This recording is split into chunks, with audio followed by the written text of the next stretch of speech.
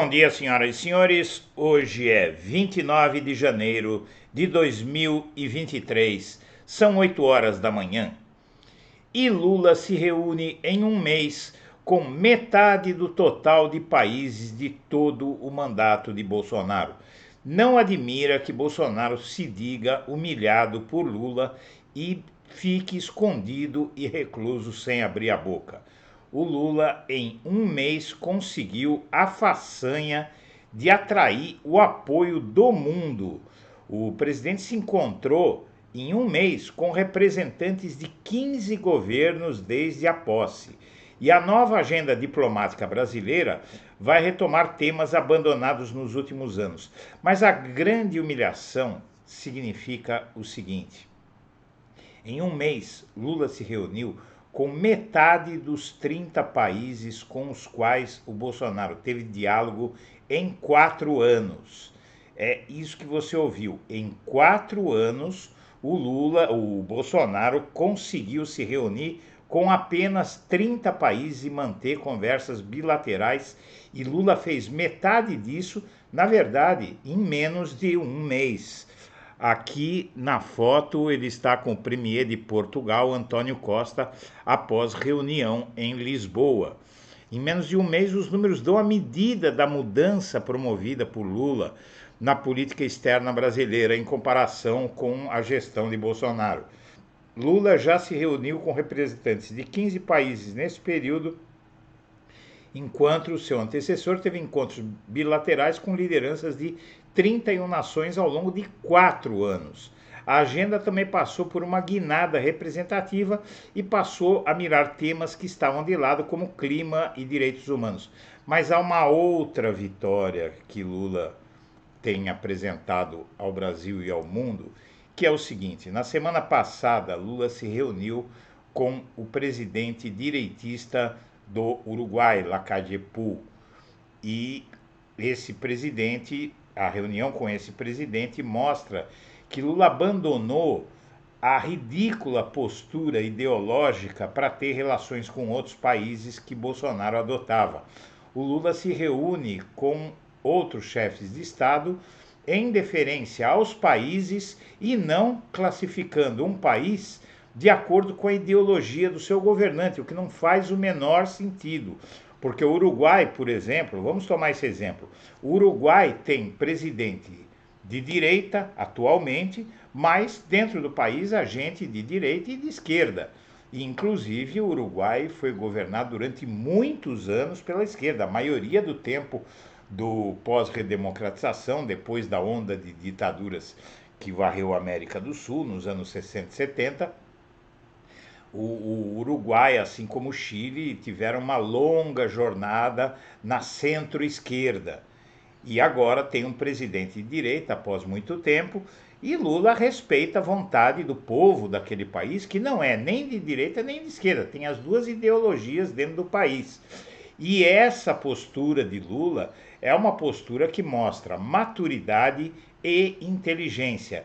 E isso realmente humilha Bolsonaro. A gente não pode culpá-lo por se sentir humilhado, mas a gente pode culpar o Bolsonaro por tomar atitudes que o humilhem. Né? Ele não é culpado por se sentir humilhado, mas ele é culpado por humilhar a si mesmo com atitudes idiotas como as que ele tomava. E se Flávio Bolsonaro tiver razão, o pai dele cometeu o crime perfeito. Por quê? Porque o filho do Bolsonaro, ele diz que o Bolsonaro desopilou o fígado, descontraiu, espareceu, relaxou na viagem, e ele, como o primeiro presidente a não se reeleger desde que existe reeleição, e está num condomínio na Flórida, estaria desopilando, disse esse senador, filho dele. Segundo ele, a volta do pai ao Brasil pode ser amanhã, dentro de 6 meses ou nunca. E aqui ele disse, o que ele disse mais interessante é que o pai está tranquilo e não receia ficar inelegível por ordem do TSE, por causa do golpe de 8 de janeiro, porque ele não tem nenhuma responsabilidade sobre o que aconteceu no Brasil. Se estivesse sentado na cadeira de presidente, poderia falar que facilitou alguma coisa. mas ele já não era presidente, ou seja, Flávio culpa Lula por não ter feito nada para desativar o acampamento diante do QG, mas não fala do pai dele que não fez nada para mandar os seus comandados não fazerem o que fizerem. Seja como for, ele alega que o pai não estava no país, então não pode ser culpado pelo que aconteceu aqui dentro. É a tentativa dele, se isso colar, realmente vai ser o crime perfeito. O difícil vai ser isso colar, né? E o temor de aliados de Lula sobre o ex-comandante do Exército.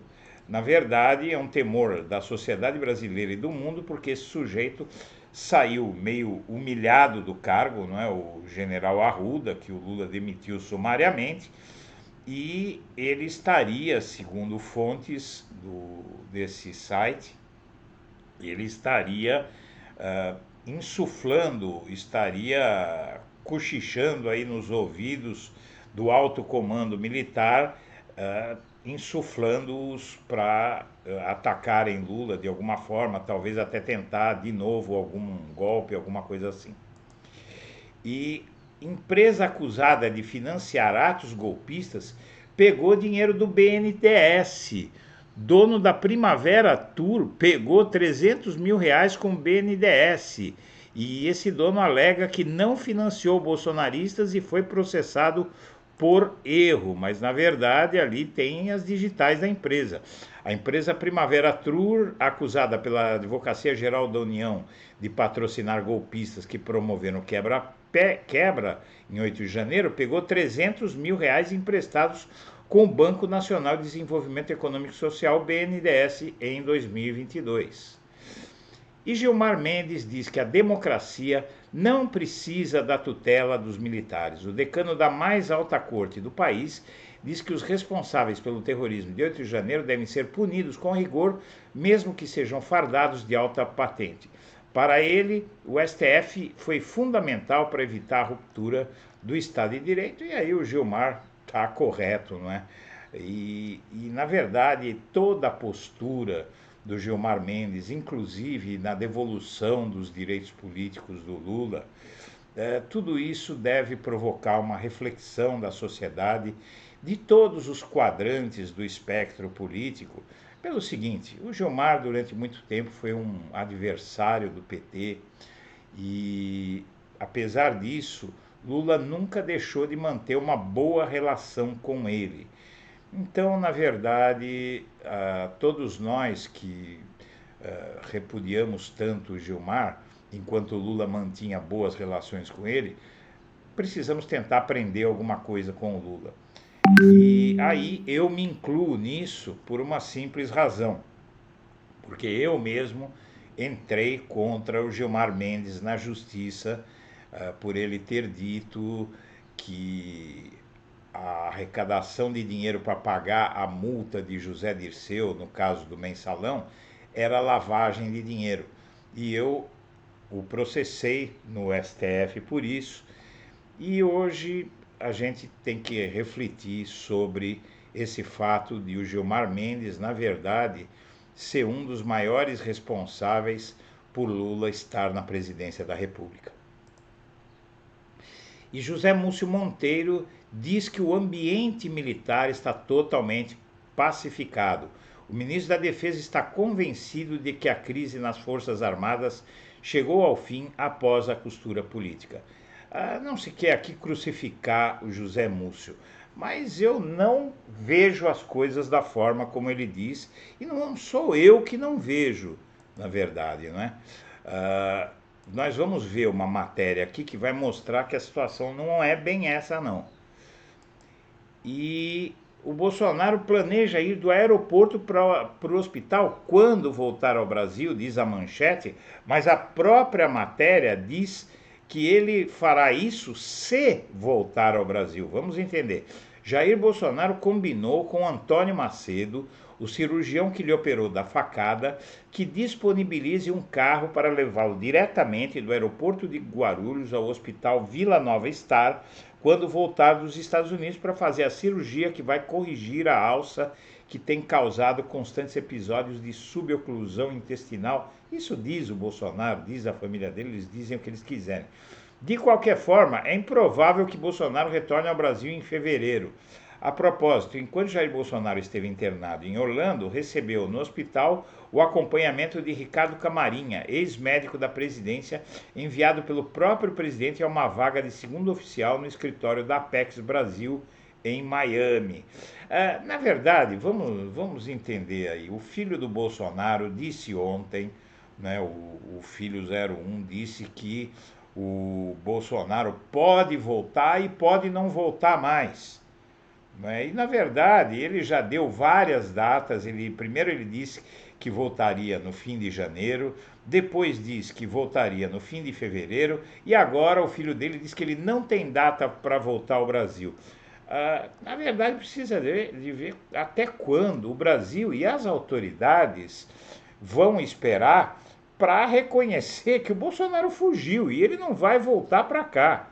Olha a carinha dele aí. Ele tem cara de quem vai voltar para o Brasil? E proibida por lei, a politização avança nas Forças Armadas em meio a sinais de impunidade, inclusive contrariando o ministro da Defesa. Né? Nas redes sociais, militares estão propagando mensagens que atacam Lula e eles pediram votos para Bolsonaro, questionam a lisura do processo eleitoral, etc. Alimentado nos últimos 4 anos pela presença de milhares de militares, inclusive da ativa em cargos no governo, a politização da caserna afetou a relação entre Lula e o Exército, com direito à troca de comando em meio a suspeitas de leniência na contenção dos atos democráticos de 8 de janeiro, antidemocráticos de 8 de janeiro. O engajamento de parte das Forças Armadas também pode ser constatado nas redes sociais, onde manifestações político-partidárias, algumas de viés golpista, tornaram-se frequentes a despeito da proibição explícita em lei para que militares da ativa se pronunciem sobre política. E isso é o chamado efeito Pazuello, que, enquanto militar da ativa, subiu num palanque e fez um discurso político, o que deveria, inclusive, tê-lo levado para a cadeia, porque é isso que a lei manda para militares da ativa que se metem em política. Então, eu não acredito no José Múcio quando ele diz que a situação está controlada. E sem ministério, a Gleisi Hoffmann influi até em áreas fora da órbita do PT. Com livre acesso a Lula, ela atua nas indicações para o segundo escalão e participou da escolha de ministros. É uma super ministra, a Gleisi, e na verdade ela foi quem manteve o PT de cabeça erguida. Ela foi uma gigante durante os piores momentos, sendo atacada nas ruas e mantendo sempre a cabeça erguida e a moral, dos petistas, do partido, alta e confiante numa volta por cima. E deu certo e Gleisi merece tudo que ela está tendo hoje. E a troca de dívida de empreiteiras alvo da Lava Jato por obras alcança até 1 bilhão. O Lula arrumou uma forma de tentar fazer o setor da construção pesada no Brasil recuperar a força que foi destruído esse setor pela Lava Jato, pelo Sérgio Moro e por parte do judiciário, além da imprensa, não é? Então, o Brasil teve, há alguns anos atrás, uma estação do metrô que desabou aqui em São Paulo, e essa estação foi construída por uma empreiteira espanhola, porque as empreiteiras brasileiras foram arrasadas por Sérgio Moro. E o setor da construção pesada no Brasil, que era um setor de renome mundial, afundou. E agora o Lula acha uma fórmula de fazer com que essas empreiteiras ressurjam, podendo pagar as suas multas impostas pelo judiciário brasileiro com obras, o que torna essas multas mais leves, facilitando a recuperação de um setor que chegou a representar 3% do PIB e que empregava muita gente e que, ao ser destruído, causou um forte desemprego no país. Minha amiga, meu amigo, nós agradecemos a atenção e estaremos de volta ao meio-dia. Um abraço para todo mundo.